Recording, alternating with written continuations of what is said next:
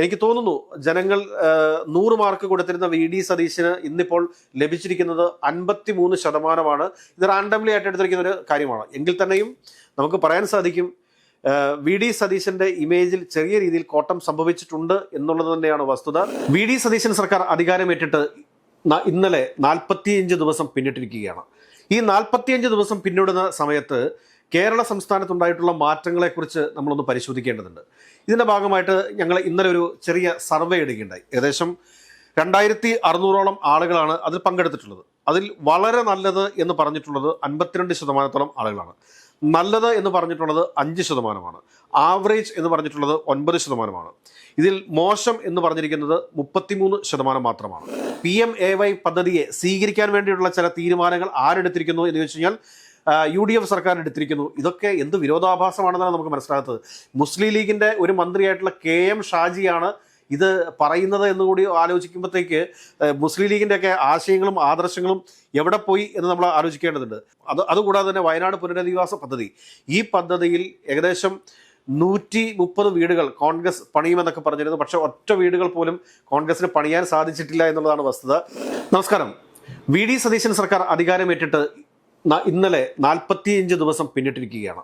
ഈ 45 ദിവസം പിന്നിടുന്ന സമയത്ത് കേരള സംസ്ഥാനത്തുണ്ടായിട്ടുള്ള മാറ്റങ്ങളെക്കുറിച്ച് നമ്മളൊന്ന് പരിശോധിക്കേണ്ടതുണ്ട്.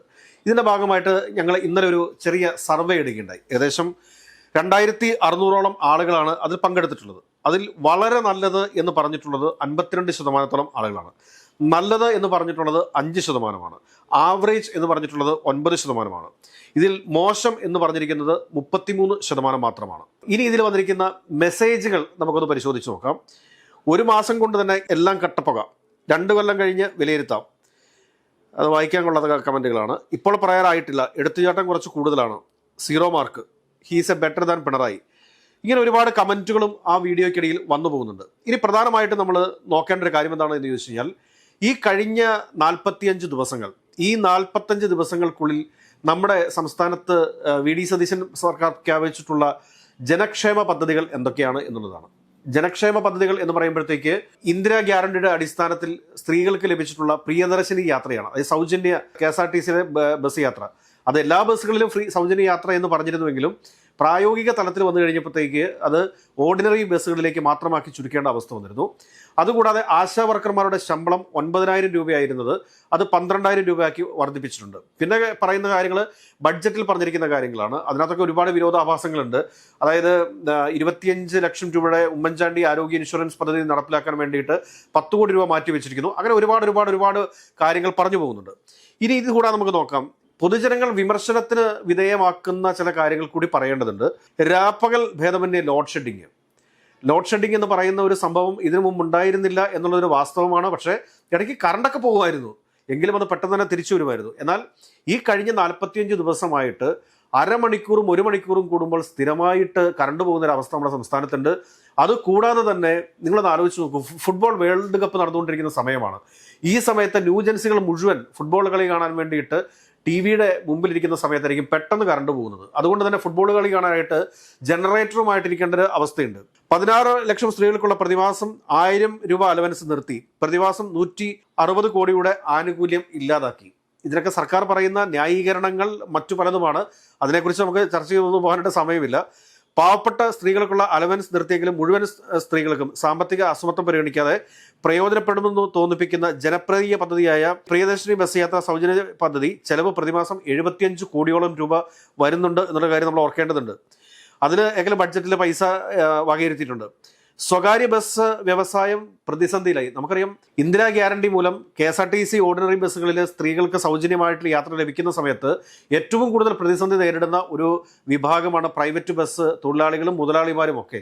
ഈ പ്രൈവറ്റ് ബസ് മുതലാളിമാരും തൊഴിലാളിമാരും ഒക്കെ LDF ഭരിച്ചുകൊണ്ടിരിക്കുന്ന സമയത്ത് ഏറ്റവും കൂടുതലായിട്ട് വിമർശിച്ചിരുന്നത് ഈ ബസ് തൊഴിലാളികളാണ് KB ഗണേഷ് കുമാറിനെ വിമർശിച്ചുകൊണ്ടിരുന്നത്. ഇന്നിപ്പോൾ അവർ നെഞ്ചുപൊട്ടി കരയുന്ന വീഡിയോസാണ് ഓരോ ദിവസവും സോഷ്യൽ മീഡിയയിൽ വന്നുകൊണ്ടിരിക്കുന്നത്. അതുകൂടാതെ തന്നെ ഇന്ധന വർധനവ്. ഈ LDF സർക്കാർ ഇരിക്കുന്ന സമയത്ത് പെട്രോളിന്റെ സെസ് എടുത്ത് കളയണം, അല്ലെങ്കിൽ അമിത നികുതി എടുത്തു കളയണമെന്ന് നിയമസഭയിൽ ആവശ്യപ്പെട്ടയാളാണ് നമ്മുടെ ഇന്നത്തെ മുഖ്യമന്ത്രി.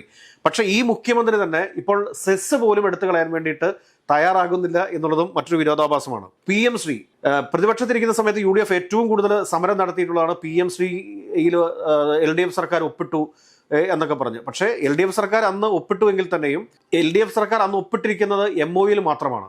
ഒരു കാരണവശാലും ഒരു എഗ്രിമെന്റിൽ സൈൻ ചെയ്തിട്ടില്ല എന്നൊരു വസ്തുത നിലനിൽക്കെ തന്നെ LDF സർക്കാർ ആ ഒരു തീരുമാനം PM ശ്രീയിൽ സൈൻ ചെയ്ത തീരുമാനം ഫ്രീസ് ചെയ്തിരുന്നു. ആ ഫ്രീസ് ചെയ്തുകൊണ്ടുള്ള കത്തും കൊടുത്തിരുന്നു കേന്ദ്ര സർക്കാരിന്. എന്നാൽ VD സതീശൻ സർക്കാർ വന്നതോടുകൂടി PM ശ്രീ വീണ്ടും പുനരാലോചിക്കുന്നു എന്ന കാര്യം കൂടി നമ്മൾ ഓർക്കുക. അതുകൂടാതെ തന്നെ ധാതുമണൽ ഖനനവുമായി ബന്ധപ്പെട്ടിട്ടുള്ള സ്വകാര്യവൽക്കരണ നീക്കങ്ങൾ, അതുകൂടാതെ തന്നെ റേഷൻ വിതരണ വിഹിതം കേന്ദ്ര സർക്കാർ കുറയ്ക്കുന്നു. പക്ഷെ നമ്മുടെ മുഖ്യമന്ത്രിക്ക് യാതൊരു തരത്തിലുള്ള പ്രശ്നങ്ങളും ഇല്ല, യാതൊരു തരത്തിലുള്ള എതിർപ്പുകളും അദ്ദേഹം അറിയിച്ചിട്ടില്ല. ലൈഫ് മിഷൻ നിർത്തി കേന്ദ്ര ഭവന പദ്ധതിക്ക് കിട്ടുന്ന നക്കാപ്പിച്ചിക്ക് വീടുകളിൽ ചാപ്പ് കുത്തുന്നതിനെ പിന്തുണച്ച് തദ്ദേശ സ്വയം മന്ത്രി ലൈഫ് മിഷൻ നിർത്തലാക്കുന്നു. അതിനുശേഷം കേന്ദ്ര സർക്കാരിൽ നിന്ന് സഹായം തേടിക്കൊണ്ട് കേന്ദ്ര സർക്കാരിൻ്റെ ഒരു സ്റ്റിക്കർ സൗജന്യമായിട്ട് നിങ്ങൾക്ക് ഇന്ന പദ്ധതി വഴിയായിട്ട് കിട്ടുന്നതാണ് എന്നുള്ള രീതിയിലുള്ള എംബ്ലം പതിപ്പിക്കാനായിട്ട്, അതായത് PMAY പദ്ധതിയെ സ്വീകരിക്കാൻ വേണ്ടിയിട്ടുള്ള ചില തീരുമാനങ്ങൾ ആരെടുത്തിരിക്കുന്നു എന്ന് ചോദിച്ചു കഴിഞ്ഞാൽ UDF സർക്കാർ എടുത്തിരിക്കുന്നു. ഇതൊക്കെ എന്ത് വിരോധാഭാസമാണെന്നാണ് നമുക്ക് മനസ്സിലാകുന്നത്. മുസ്ലിം ലീഗിൻ്റെ ഒരു മന്ത്രിയായിട്ടുള്ള KM ഷാജിയാണ് ഇത് പറയുന്നത് എന്നുകൂടി ആലോചിക്കുമ്പോഴത്തേക്ക് മുസ്ലിം ലീഗിൻ്റെയൊക്കെ ആശയങ്ങളും ആദർശങ്ങളും എവിടെ പോയി എന്ന് നമ്മൾ ആലോചിക്കേണ്ടതുണ്ട്. കിഫ്ബിയെ തകർത്ത് വികസന പ്രവർത്തനങ്ങളുടെ അവതാളത്തിൽ കിഫ്ബിയുമായി ബന്ധപ്പെട്ടിട്ടുള്ള കാര്യങ്ങൾ ഒന്നും തന്നെ മുമ്പോട്ട് പോകുന്നില്ല. കിഫ്ബി പദ്ധതികൾ മുൻപോട്ട് പോകുന്നതിനെക്കുറിച്ചും സംശയങ്ങൾ നിലനിൽക്കുന്നു എന്നുവേണം നമ്മൾ മനസ്സിലാക്കാനായിട്ട്. നിയമസഭയ്ക്കകത്ത് പോലും പലപ്പോഴും മുഖ്യമന്ത്രിക്ക് മലക്കം അറിയേണ്ട ഒരവസ്ഥ ഉണ്ടായിട്ടുണ്ട്. പല പല ഉദാഹരണങ്ങൾ നമുക്ക് പറയാൻ സാധിക്കും. കാരണം ഈ വേറൊരു രീതിയിൽ നരേറ്റീവുകൾ സൃഷ്ടിച്ചുകൊണ്ട് നിയമസഭയ്ക്കകത്ത് മുമ്പോട്ട് പോകാൻ പറ്റുന്ന രീതിയിലുള്ള ചില സമീപനങ്ങളാണ് VD സതീശൻ സർക്കാർ സ്വീകരിക്കുന്നത് എന്നൊരു കാര്യം കൂടിയുണ്ട്. അതുകൂടാതെ തന്നെ ഗവൺമെന്റ് ജീവനക്കാരൊക്കെ പ്രതീക്ഷിക്കുന്നത് എന്താണ് എന്ന് ചോദിച്ചാൽ വലിയ രീതിയിലുള്ള ശമ്പള വർധനവ്, DA വർധനവൊക്കെ ഉണ്ടാകും എന്നുള്ളതാണ്. പക്ഷേ അതിലൊക്കെ അവർക്ക് നിരാശപ്പെടേണ്ട ഒരവസ്ഥയാണുള്ളത്. അതുകൂടാണ്ട് ആരോഗ്യവകുപ്പ് മന്ത്രി പകർച്ചവ്യാധി ഇങ്ങനെ പടർന്ന് പന്തലിച്ചുകൊണ്ടിരിക്കുകയാണ്. അതിനടുത്തിരിക്കുന്ന പ്രതിരോധ മാർഗങ്ങൾ, ഇതൊക്കെ കേരള സംസ്ഥാനത്ത് ഇപ്പോൾ വിമർശനത്തിന് വിധേയമായിക്കൊണ്ടിരിക്കുകയാണ് എന്നുകൊണ്ട് നമ്മൾ മനസ്സിലാക്കാനായിട്ട്. വന്യമൃഗങ്ങളുടെ വന്യമൃഗശല്യത്താൽ എത്ര ആളുകളാണ് ഓരോ ദിവസവും മരിച്ചു വീണുകൊണ്ടിരിക്കുന്നത്. അപ്പോൾ ബഹുമാനപ്പെട്ട മന്ത്രി എന്താണ് പറയുന്നത്? മന്ത്രി പറയുന്നത് സർക്കാർ മാറിയത് ആനയ്ക്കറിയില്ലല്ലോ എന്നൊക്കെയുള്ള വളരെ നിസ്സാരവൽക്കരിക്കുന്ന രീതിയിലുള്ള കാര്യങ്ങളാണ് പറഞ്ഞുകൊണ്ടിരിക്കുന്നത്. അതുകൂടാതെ തന്നെ വയനാട് പുനരധിവാസ പദ്ധതി, ഈ പദ്ധതിയിൽ ഏകദേശം 130 വീടുകൾ കോൺഗ്രസ് പണിയുമെന്നൊക്കെ പറഞ്ഞിരുന്നു. പക്ഷെ ഒറ്റ വീടുകൾ പോലും കോൺഗ്രസിന് പണിയാൻ സാധിച്ചിട്ടില്ല എന്നുള്ളതാണ് വസ്തുത. ഏതൊക്കെയാലും കഴിഞ്ഞ 45 ദിവസത്തെ VD സതീശൻ സർക്കാരിൻ്റെ പെർഫോമൻസ് എടുത്ത് പരിശോധിക്കുന്ന സമയത്ത് വിമർശനങ്ങളും അതിലുണ്ട്. അതോടൊപ്പം തന്നെ ഈ പ്രിയദർശിനി ബസ് യാത്ര ഉൾപ്പെടെയുള്ള ചില ജനക്ഷേമ പദ്ധതികൾ, ആശാവർക്കർമാർക്ക് 9,000 രൂപയിൽ നിന്ന് 3,000 കൂട്ടി 12,000 ആക്കി കൊടുത്തത്, പിന്നെ വിവിധ ചെറുകിട പദ്ധതികളൊക്കെ പല സ്ഥലങ്ങളിലായിട്ട് പ്രഖ്യാപിച്ചിട്ടുണ്ട്.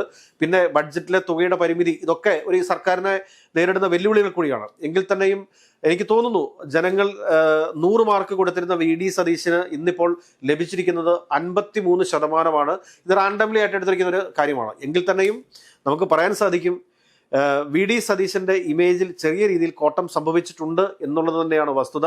അത് ബസ് തൊഴിലാളികളുടെ പ്രശ്നത്തിലാണെങ്കിലും ഈ വന്യമൃഗ സംരക്ഷണത്തിന്റെ പ്രശ്നത്തിലാണെങ്കിലും അതോടൊപ്പം തന്നെ പ്രിയദർശിനി ബസ് യാത്രയുമായിട്ട് ബന്ധപ്പെട്ടിട്ടാണെങ്കിലും PM ശ്രീയുമായി ബന്ധപ്പെട്ടിട്ടാണെങ്കിലും ബക്കാടിയിൽ 20% ആൽക്കഹോൾ കണ്ടന്റുള്ള മദ്യത്തിന്റെ നികുതി ഒഴിവാക്കുന്നത് ഉൾപ്പെടെയുള്ള കാര്യങ്ങളിൽ അദ്ദേഹത്തിന് ചെറിയ കോട്ടം സംഭവിച്ചിട്ടുണ്ട് എന്നുള്ളത് യാഥാർത്ഥ്യമാണ്. വരും ദിവസങ്ങളിൽ നമുക്ക് കൂടുതലായിട്ടും മുഖ്യമന്ത്രി VD സതീശന്റെ പ്രവർത്തനങ്ങളെ കൂടുതൽ വിലയിരുത്താം എന്നെനിക്ക് തോന്നുന്നു.